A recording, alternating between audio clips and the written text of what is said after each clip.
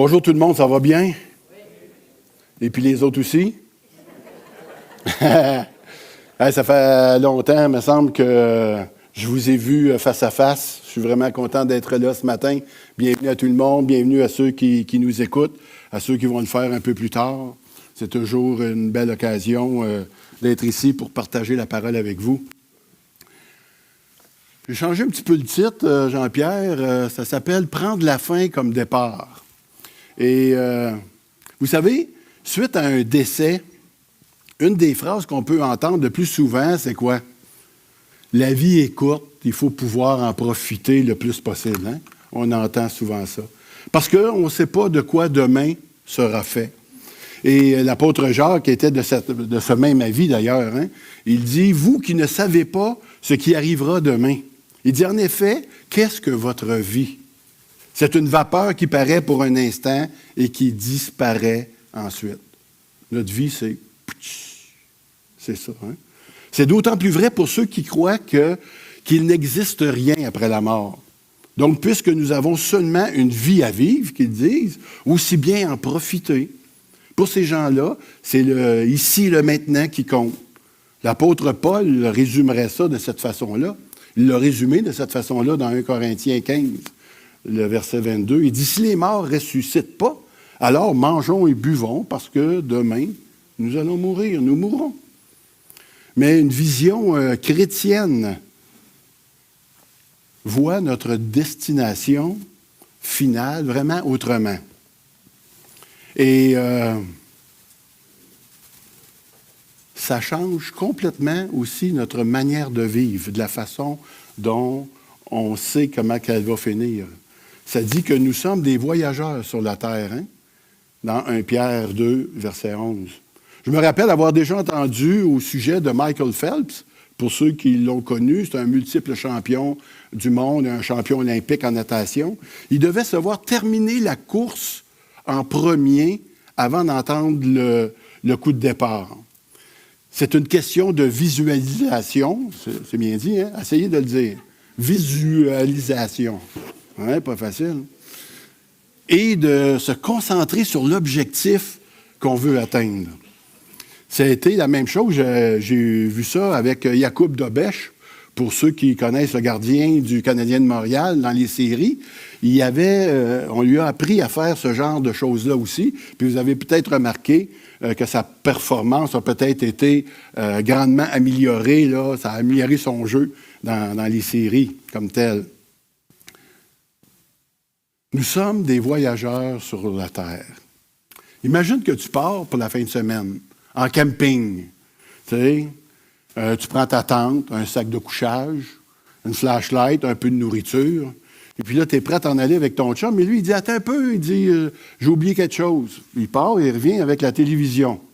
Tu vois, non, mais là, on s'en va en camping. Oh, attends un peu, il part encore, puis il revient avec la laveuse. Mais là, vous diriez, ça n'a pas de bon sens. On s'en va en camping. Et des fois, j'ai l'impression qu'en tant que voyageur, qu'on a perdu notre destination finale. On est juste en camping, comme pour une fin de semaine. Hein?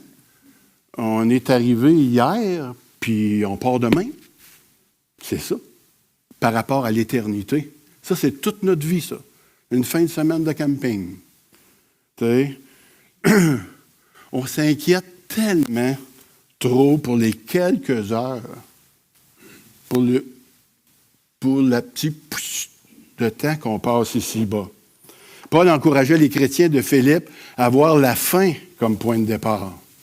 Mona, veux-tu nous lire ça, s'il te plaît? Philippiens 3, versets 20-21. Quant à nous, notre droit de cité est dans le ciel, d'où nous attendons aussi comme sauveur le Seigneur Jésus-Christ. Il transformera notre corps de misère pour le rendre conforme à son corps glorieux par le pouvoir qu'il a de tout soumettre à son autorité. Si tu es de ceux qui réalisent véritablement ta citoyenneté dans les cieux, vraiment, tu attends sûrement la venue du Seigneur. Tu as hâte qu'il revienne. Tu attends la libération de ton corps. C'est en fait le prochain événement là, qui, dans le calendrier divin et qui est unique aussi dans l'histoire de l'humanité. Je suis en train de parler de l'enlèvement ici. Je me rappelle mon ami, avant que je sois chrétien, qui me parlait de l'enlèvement. Je disais, de quoi tu parles? J'ai jamais entendu parler de ça, l'enlèvement. C'est quoi l'enlèvement? Mais il dit, les chrétiens, au moment donné, au son de la trompette, ils vont lever dans les airs. J'ai dit, t'es-tu sérieux? Ça n'a pas d'allure ce que tu parles. J'ai dit, moi, je vais-tu être à partir aussi? Ben, il dit, ben non. Il dit, toi, t'es pas chrétien. Je suis là, phew! Franchement, parle-moi d'une histoire. Ce squelette-là qu'on traîne présentement, ben dans mon cas, il est bien en chair, là. Mais il est misérable, hein? Parce qu'il il est plein d'infirmités. Il est malade. Il est accessible à tous les péchés possibles et imaginables. Mais Jésus, lui, va faire quoi? Il va le transformer. Il va transformer nos corps en corps de gloire comme semblable au sien. Amen, hein? Ah oui. Un matin, je veux vraiment qu'on s'encourage. Depuis la chute, la Bible nous parle de 2 visions concernant la vie sur terre. Ou bien tu vis sur terre pour construire ce que la Bible appelle la Babylone. C'est un symbole dans la Bible, la Babylone, qui est tout système humain opposé à Dieu. C'est ça que ça veut dire, la Babylone. Ou bien tu veux aussi habiter peut-être la Jérusalem céleste, et là, tu te prépares à entrer dans le repos parfait dans la présence de Dieu. On l'a chanté ce matin. Augustin, dans son livre « La cité de Dieu », parle de 2 sortes d'amour. Il dit soit que tu as l'amour terrestre et qui vient avec le mépris de Dieu, ou tu as l'amour céleste qui vient un peu avec le mépris de soi. D'une manière ou d'une autre, l'un se glorifie lui-même, et l'autre glorifie le Seigneur. Hein? On peut dire ça. Confronté à vivre entre 2 choix, le terrestre et le céleste. Cette tension-là nous amène souvent à vivre dans le compromis. On vit tantôt dans le terrestre, puis tantôt dans le céleste. On voudrait toujours vivre dans le céleste, mais on est comme confronté à ça. En 1 Pierre 2, les versets 11 et 12 nous dit ceci, Mona. Bien-aimés, je vous encourage en tant que résidents temporaires et étrangers sur la terre à vous abstenir des désirs de votre nature propre qui font la guerre à l'âme. Ayez une bonne conduite au milieu des non-croyants, afin que là même où ils vous calomnient, comme si vous faisiez le mal, ils remarquent votre belle manière d'agir et rendent gloire à Dieu le jour où il interviendra. Ici en Amérique, quels sont les désirs qui font la guerre à l'âme? Je suis sûr que si je vous donnerais l'occasion de parler ce matin, là, on en sortirait une panoplie, puis on n'aurait pas encore fini, que le temps accordé serait déjà dépassé. On peut parler de la recherche du plaisir immédiat. Ça nous ressemble de plus en plus. J'en ai marqué un, ça s'appelle la gourmandise. Je ne sais pas si je pense à moi dans ce temps-là ou quoi. Mais c'est quelque chose qu'on parle de moins, tu sais. Il y a toutes sortes d'addictions aussi. L'addiction, il y en a gros qui ont l'addiction à l'argent. Ils aiment ça, la ramasser. L'addiction à la boisson qui asservit notre volonté. L'immoralité avec toutes ses passions impures et toutes les déviations sexuelles qui corrompent le cœur. Pas carron, là. Qui corrompent le cœur. Et souillent la conscience. En le disant, je me suis aperçu que je disais mon nom. L'orgueil et l'égocentrisme qui nous poussent à s'élever au-dessus des autres, à oublier Dieu. La colère, la rancœur qui produisent des sentiments de jalousie, d'amertume, de haine, de vengeance. Ça ronge l'esprit humain.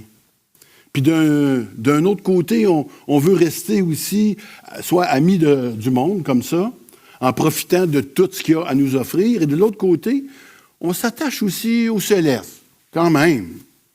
On va à l'église, hein? On va payer notre dîme, les offrandes, on va lire la Bible, enfin j'espère, on prie Dieu, quand même un peu, on participe à un ministère. Ça, des fois, ça l'aide à attendrir le cœur de Dieu, des fois, dans notre esprit. Et puis, parce qu'on s'attend quand même à la bénédiction de Dieu. Fait que d'un côté, on veut goûter à tout ce que la terre, tout ce que Babylone peut nous offrir, puis de l'autre côté, on ne veut pas négliger quand même Dieu. C'est Paul aux Galates, il les a repris et en leur disant ceux qui voulaient observer les règles pour gagner la faveur de Dieu, il dit aux chrétiens de Galates, vous êtes séparés de Christ. Vous tous qui cherchez à considérer comme juste dans le cadre de la loi, vous êtes déchus de Dieu. Il n'y a pas vraiment deux manières de servir le Seigneur. Face à ces deux choix-là, d'une vision terrestre versus la vision céleste, la Bible nous enjoint à résister, frères et sœurs. Comment on fait ça? Il y a plusieurs choses que j'ai vues, mais ce matin, je vais vous en proposer une. Tu peux considérer la fin comme point de départ. Un jour, notre voyage, notre fin de semaine de camping va prendre fin, puis on va rentrer à la maison, dans notre vraie maison, dans notre vraie demeure, où le Père va nous accueillir, les bras ouverts. Des fois, j'essaye de m'imaginer ça, grand comme qui est Dieu, il va arriver et me prendre. Voyons. Oh, OK, hey, allô! Je ne sais pas comment ça va se passer, C'est difficile à imaginer être dans les bras de ce grand Dieu. Et je vous propose donc d'aller ce matin à la fin de l'histoire de l'humanité. Et avec l'apôtre Jean, dans le livre de l'Apocalypse, au chapitre 21. Ça vous tente-tu? Ah, moi tout. Mona, veux-tu nous lire ça, les versets 1 à 5? Puis je vis un nouveau ciel et une nouvelle terre, car le premier ciel et la première terre avaient disparu et la mer n'existait plus. Je vis descendre du ciel d'auprès de Dieu la ville sainte, la nouvelle Jérusalem, préparée comme une mariée qui s'est faite belle pour son époux. J'entendis une voix forte venant du ciel qui disait « Voici le tabernacle de Dieu parmi les hommes. Il habitera avec eux, ils seront son peuple, et Dieu lui-même sera avec eux, il sera leur Dieu. Il essuiera toute larme de leurs yeux, la mort ne sera plus, il n'y aura plus ni deuil, ni cri, ni douleur, car ce qui existait avant a disparu. » Celui qui était assis sur le trône dit « Voici que je fais toutes choses nouvelles. » Il ajouta « Écris cela, car ces paroles sont dignes de confiance et vraies. » Ouais, amen. Et voilà, mes chers amis, la fin de l'histoire.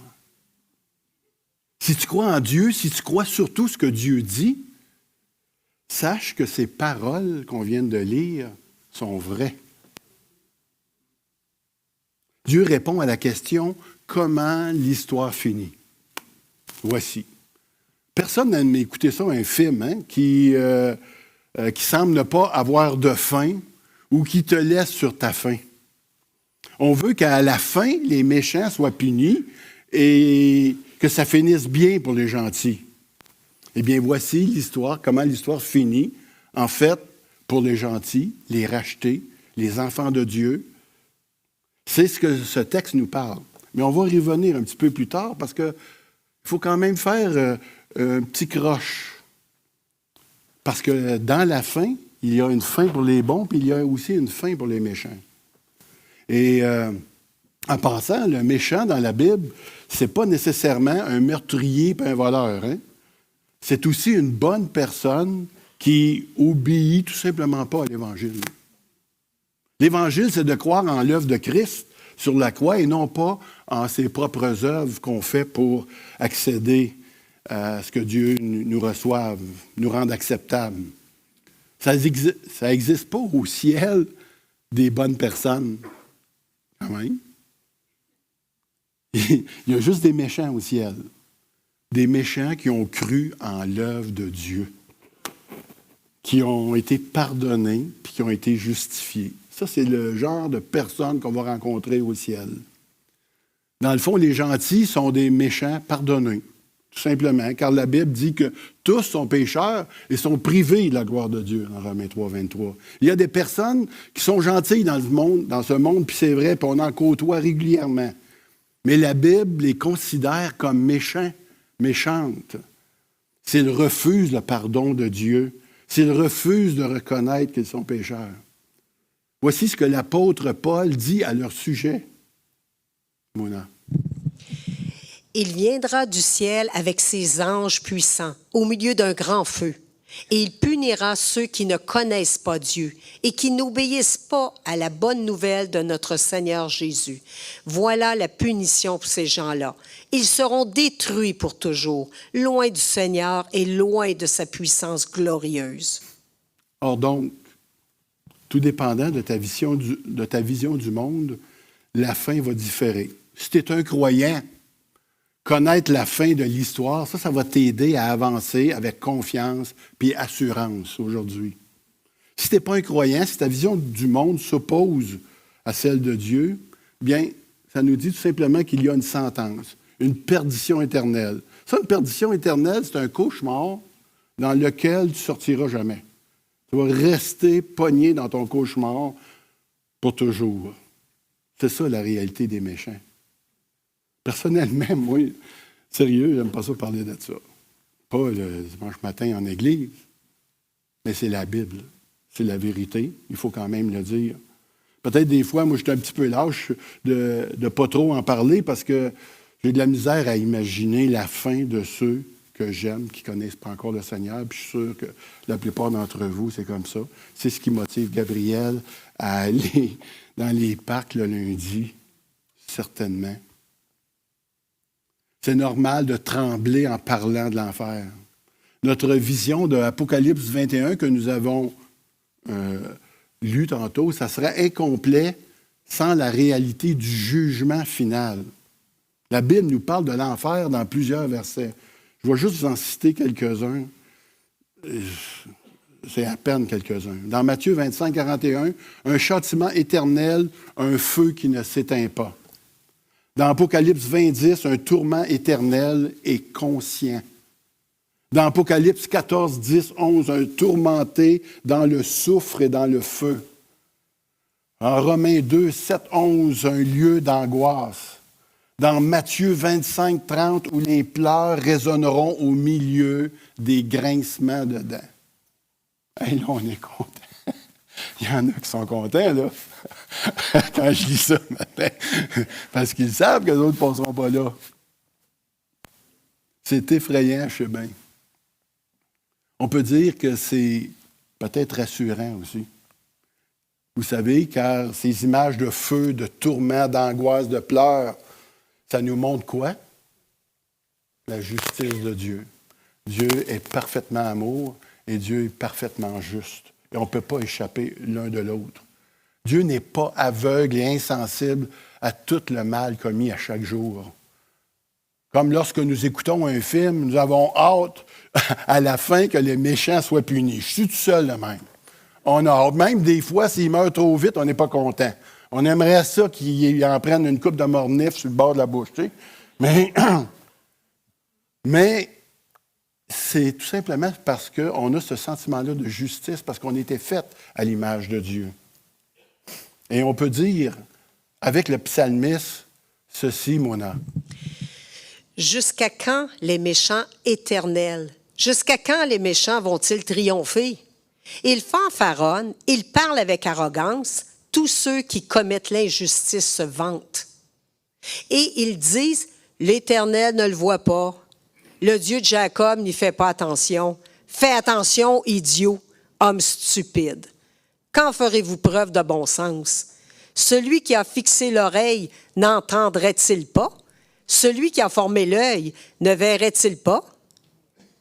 Je suis toujours étonné de voir dans la Bible des mots comme idiot, stupide. Mais ils ont leur lieu d'être ici. Si tu penses que Dieu ne t'entend pas, la Bible a dit que tu es idiot. La Bible a dit que tu es stupide si tu penses que Dieu n'est pas en train de te voir dans tout ce que tu es. C'est lui qui a formé l'œil. Il ne verra pas. Pour conclure ce petit passage, disons tout simplement qu'il y a une ruine éternelle pour le méchant. Une paix éternelle pour les justes. Et encore plus que cette paix-là. C'est une question de foi et non d'œuvre. Dieu est amour, il veut sauver, mais aussi justice, et personne ne va échapper à cette justice-là. Le temps que nous sommes encore vivants sur terre, nous pouvons choisir la fin. Oh, quand même. Quelle fin est-ce que tu choisis ce matin?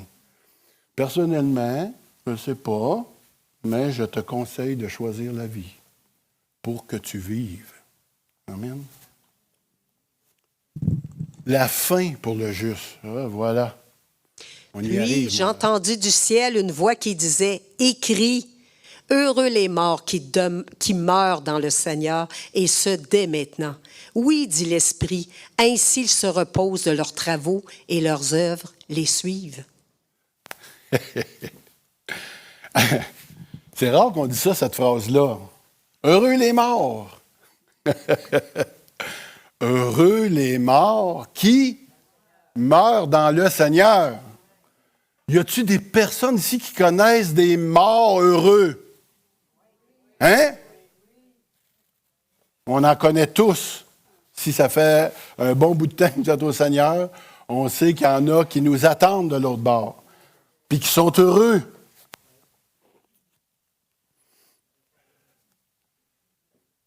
Je pense à des personnes présentement.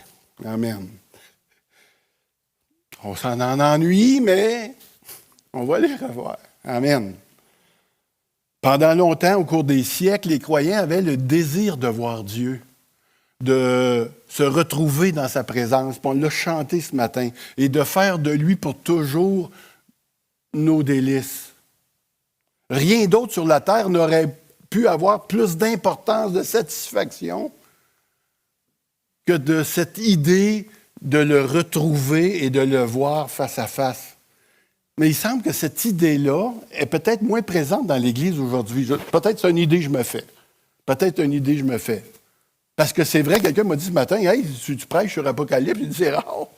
J'ai dit, oui, c'est vrai, c'est rare. C'est peut-être pour ça que j'ai décidé d'aller de ce côté-là lorsque j'ai relu ce texte.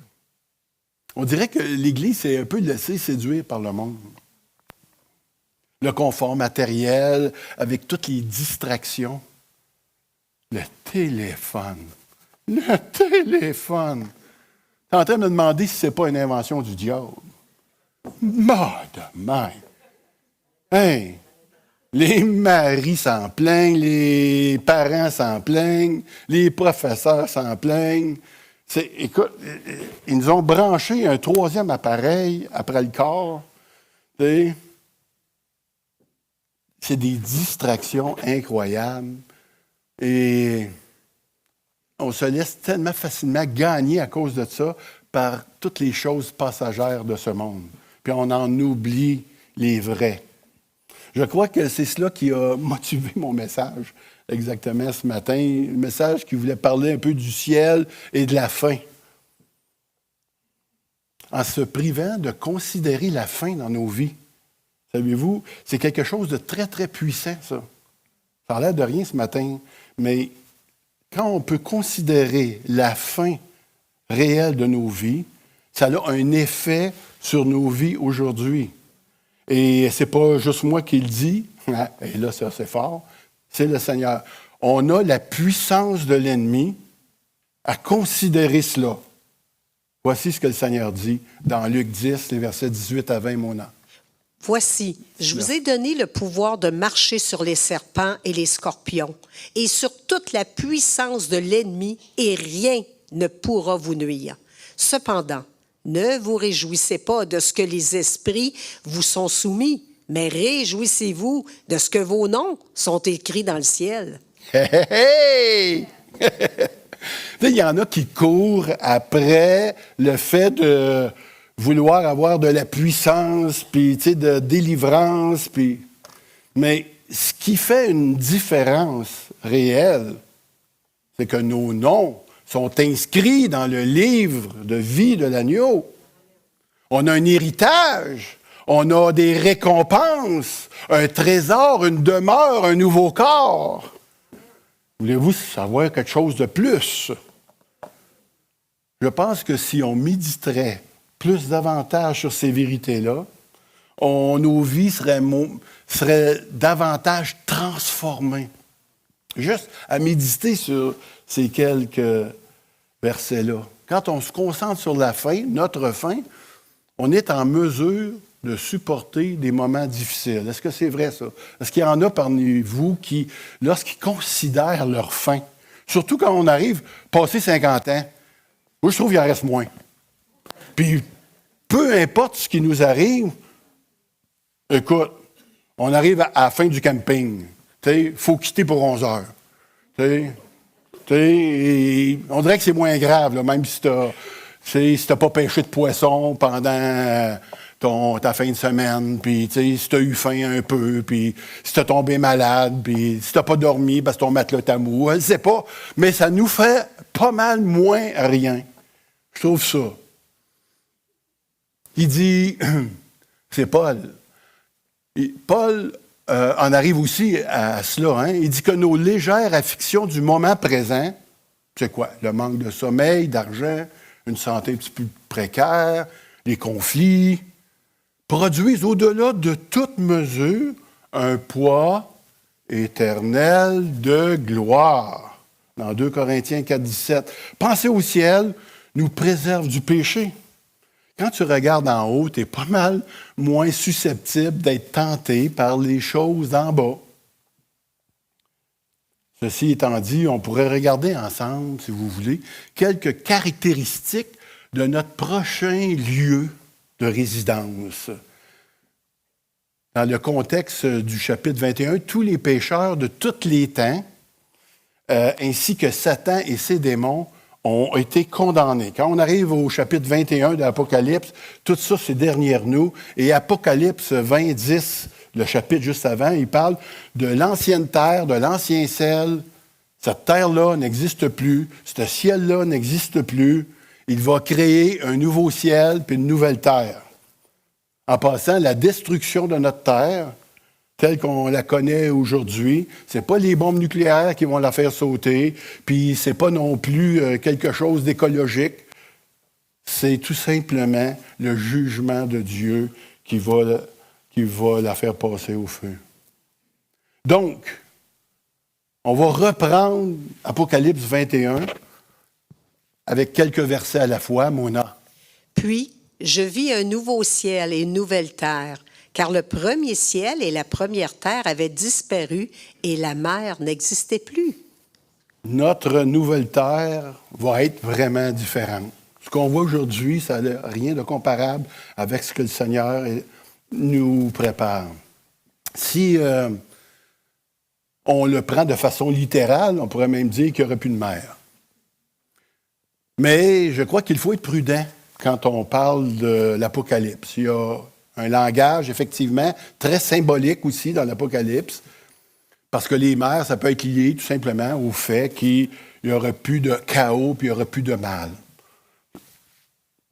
Mais on sait que c'est différent. Cette nouvelle terre n'est pas un endroit qui flotte au milieu des nuages, où là, on va jouer de la harpe. Ça va être tellement agréable de jouer de la harpe pour l'éternité. Wow! Non, mais des fois, on a cette conception-là, pas dans le... Oui, Dieu, il nous a préparé chacun une belle harpe. C'est qui? Tu en joues de la harpe, toi, hein? Non, t'en veux pas. Bon, OK. On va en jouer, non? Non, c'est une nouvelle création. La mort, c'est fini. Il n'y a plus de deuil. François, il va perdre sa job. Plus de tentation, plus de péché, plus de souffrance, pas de catastrophe, pas de mauvaises nouvelles, pas de mal de dos, pas de chaise roulante, pas de rage de dents, pas de mal de tête, plus de critiques, de médisance, plus d'abus, il n'y a plus de danger, plus de peur, plus d'incertitude, plus d'angoisse. La vie va être plate. Naturellement, plus de guerre, plus de délinquance. Ben, moi, tout m'a parlé de ma job. C'est un nouveau départ. Puisque la première création a été corrompue par le péché, Dieu va en faire disparaître, puis il va en créer un nouveau ciel, une nouvelle terre. On continue. Les versets 2 à 3.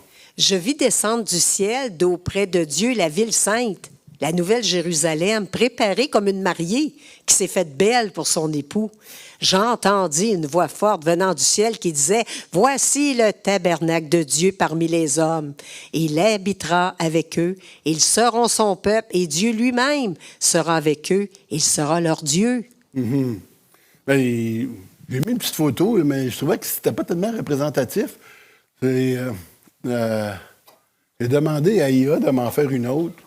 Il m'a fait celle-là. En tout cas, elle a l'air en or. Tu sais? La Jérusalem céleste, c'est pas le ciel, mais c'est la capitale, on pourrait dire, du ciel. C'est une ville qui sous-entend quelque part que c'est un ensemble qui va être cohérent. Les relations, la coopération, les activités, les responsabilités individuelles. Parce que ces habitants de cette nouvelle Jérusalem-là sont saints. Nous allons vivre et travailler dans une communion parfaite. C'est pas, même ça, c'est pas imaginable. C'est pas le ciel parce qu'elle possède des dimensions qui sont définies. Dans le chapitre 21, le verset 16, elle dit que, la parole nous dit qu'elle a 2200 kilomètres de longueur, de largeur puis de hauteur. J'ai regardé un peu pour voir c'était comment en grand à partir du Québec. Donc, la largeur à partir du Québec, ça serait presque au bord de la Saskatchewan. Et si on la met par en bas, là, ça nous amène en Caroline du Nord, et dans ce coin-là. Et si on la met par en haut, le 2200 km par en haut, j'avais aucune idée de ce que ça pouvait être. Et puis là, on me dit que c'est attendez un peu, je vais me retrouver. L'exosphère, juste avant l'espace interplanétaire. Il y a quelques étages, je dirais. Il se peut fort bien que les croyants de tous les temps, ils résident déjà sans leur corps, naturellement, sans leur corps glorifié qu'ils vont obtenir au moment où Christ va revenir chercher son Église. On parle encore de l'enlèvement de l'Église ici. C'est là que l'épouse va être présentée à l'époux et officiellement que nous allons participer dans ce que la Bible parle des noces de l'agneau. Il est mentionné que Dieu va habiter avec nous pour l'éternité. C'est à ce moment que la prière de Jésus va être exaucée. La prière de Jésus se lit dans Jean 17, les versets 23-24. On ne l'a pas à l'écran, je vais vous le dire. Il dit, Père, ça c'est Jésus qui dit ça à son fils. C'est Jésus qui dit ça à son Père. Il dit, Père, je veux que là où je suis, ceux que tu m'as donnés soient aussi avec moi, afin qu'ils contemplent ma gloire. La gloire que tu m'as donnée, parce que tu m'as aimé avant la création du monde. Wow! On va contempler la gloire de Dieu. Qu'est-ce que ça veut dire, contempler la gloire de Dieu? On va faire « Oh, wow! » Bon, on va retourner à nos activités. Il y a un puritain, Richard Baxter, il décrit la relation comme ceci. Là. Il dit « On va avoir la lumière sans bougie. On va avoir le jour perpétuel sans soleil. Une intelligence éclairée sans la Bible. On va être gouverné sans la loi écrite, parce que Christ va rendre sa loi parfaite dans nos cœurs, avec une connaissance de Dieu parfaite. Il ne sera plus question de foi, d'espérance, et nous aurons une joie. Nous n'aurons pas de désirs qui ne seront pas répondus, parce que nos désirs vont toujours servir à le glorifier. Wow. On va être semblable à Dieu parce qu'on va le voir tel qu'il est. Moi, essaie de me représenter, de voir Dieu tel qu'il est, c'est impossible. Aujourd'hui, il n'y a jamais personne qui a vu Dieu. Et là, on va adorer Dieu et ça ne sera pas plat. Il n'y aura pas de harpe. Bon, peut-être qu'il va en avoir, mais peut-être avoir d'autres choses. Même que de le servir, ça va devenir le plus grand privilège de ce monde-là. Tu sais, par exemple, le Seigneur sur le toit, il dit Serge, ben peut-être avec mon nouveau nom, je ne sais pas comment il va m'appeler. Il m'a dit, il aurait besoin de toi. Mais, hey, là, attendez, moi, que ça arrive. Non, je ne sais pas. On sait rien, là, tu sais. On ne sait rien de la végétation, des animaux, va-t-il en avoir? Il y en a qui vont imaginer oui, non. Cependant, on sait que rien va nous manquer et que nous ne serons pas nostalgiques des choses anciennes de cette terre-là. Et on voit ça dans Isaïe, le chapitre 65, le verset 17, il dit « En effet, je crée un nouveau ciel, une nouvelle terre. On ne se souviendra plus des premiers événements. Ils ne viendront plus à l'esprit. Il dit, réjouissez-vous plutôt et soyez pour toujours dans l'allégresse à cause de ce que je crée. Hein? Nous serons dans un monde sans souffrance. Mona. Il essuiera toute larme de leurs yeux, la mort ne sera plus. Il n'y aura plus ni deuil, ni cri, ni douleur, car ce qui existait avant a disparu. Celui qui était assis sur le trône dit, « Voici que je fais toutes choses nouvelles. » Il ajouta, « Écris cela, car ces paroles sont dignes de confiance et vraies. » Dieu va essuyer toute larme de nos yeux. Il y en a qui ont imaginé que Dieu va leur montrer le registre de tous leurs péchés, puis qu'ils vont devoir essuyer leurs larmes dans leurs yeux. Ils ne pleureront pas. Savez-vous pourquoi? Ce registre-là n'existe pas. Il n'y a plus de condamnation en Jésus-Christ. Vous savez? En fait, ce qui est résumé par « il essuiera toutes les larmes », c'est l'absence de tout ce qui pourrait produire des larmes. La tristesse, la déception, des douleurs. Plus de larmes causées par les catastrophes, par les accidents, par une peine d'amour, c'est fini. Plus de remords, plus de regrets, plus de larmes causées par le décès d'un être cher. La mort a été engloutie dans sa victoire. 1 Corinthiens 15. Oui, il va y avoir le tribunal de Christ, mais ça va être pour nous donner des récompenses pour ceux qui auront accompli les œuvres que lui-même a préparées pour nous. On n'aura pas grand-chose à se glorifier de ça, mais quand même. En conclusion ce matin, prendre la fin comme point de départ. C'est comme ça qu'on devrait vivre notre vie. Comme ça, les bras dans les airs. En franchissant, en se voyant franchir la porte du ciel. Rien que le temps de conclure cette étude-là, vous savez, il y a une centaine de personnes à travers le monde qui sont déjà décédées. Ça a fait réfléchir. À tout instant du jour de la nuit, il y a lieu des processions funéraires par le monde. La mort, c'est la pire de toutes les malédictions qui affligent l'être humain. Dans la nouvelle création, Dieu sera constamment au milieu de son peuple. Comme il est la source de vie, sa présence implique forcément la disparition de la mort, de la souffrance qui sont associées à ce qu'on est en train de vivre présentement. Tout ce qui nous attriste aujourd'hui, nous fait souffrir, va disparaître avec l'ancienne terre. Nos corps glorifiés vont être parfaits, jamais blessés, jamais malades, jamais fatigués, toujours en forme. Et si jamais au ciel vous voyez passer une femme tout nue, vous allez savoir c'est qui. Parce que Mona a dit ça à tout le monde.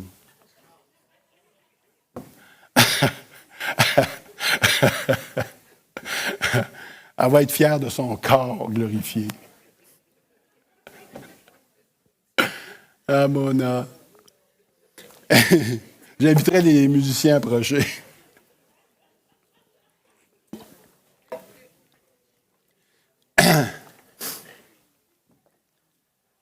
une fois ta vie terrestre achevée, tu vas te retrouver instantanément dans la présence du Seigneur. Vous le savez, hein? Dans ta nouvelle demeure éternelle, en attendant ton nouveau corps. Tu n'as pas besoin d'avoir peur, ça sera pas. Le temps va passer, ce ne sera pas long, parce que tu es en présence de Dieu. Dans un environnement parfait, dans cette communion-là avec ce Dieu-là qui nous a aimés jusqu'à donner son Fils. Tu vas retrouver les croyants que tu connais, qui nous ont précédés, tes amis. Tu vas même retrouver ceux avec qui tu as eu des cognes-cognes. Je pensais à ça. Mais là, je sais pas, ouais. Allô? J'essaie de m'imaginer, ceux avec qui que ça cogne-cogne. Puis il y en a. Il y en a beaucoup d'entre nous qui ont des conflits avec d'autres croyants. On va se retrouver ensemble. À ce moment-là, qu'est-ce qui va se passer?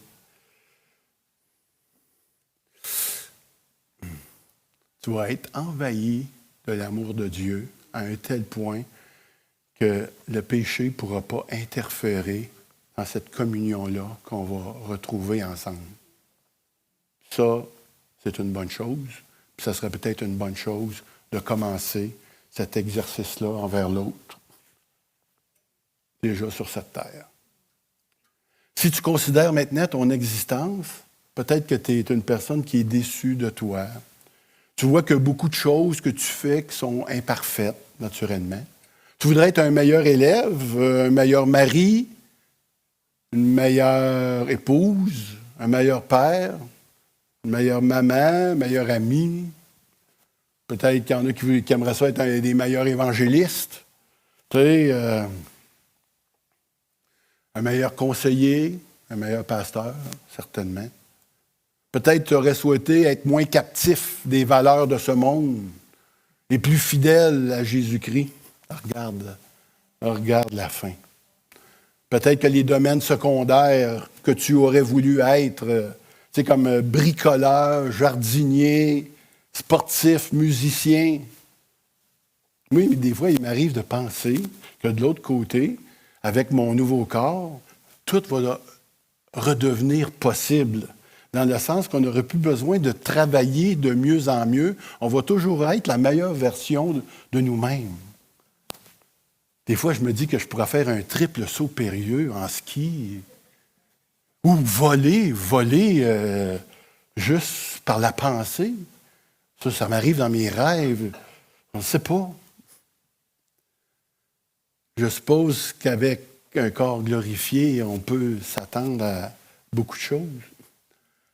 Comme Dieu est un être infini, même après des siècles et des millénaires, puis là je dis ça, mais le temps n'existera plus, chacun de nous, les habitants du ciel, on va toujours avoir quelque chose de nouveau qu'on va pouvoir apprendre de Dieu, de s'inspirer d'un être infini. Je ne sais pas si on peut comprendre cela. Alors ce matin, frères et sœurs, chers amis, n'hésitez pas à considérer la fin ou à reconsidérer votre fin comme point de départ de chaque journée. Parce que le Seigneur va transformer ainsi ta vie dans le temps que tu vas prendre à regarder la sienne, à apprendre de lui, à le connaître de mieux en mieux. Amen.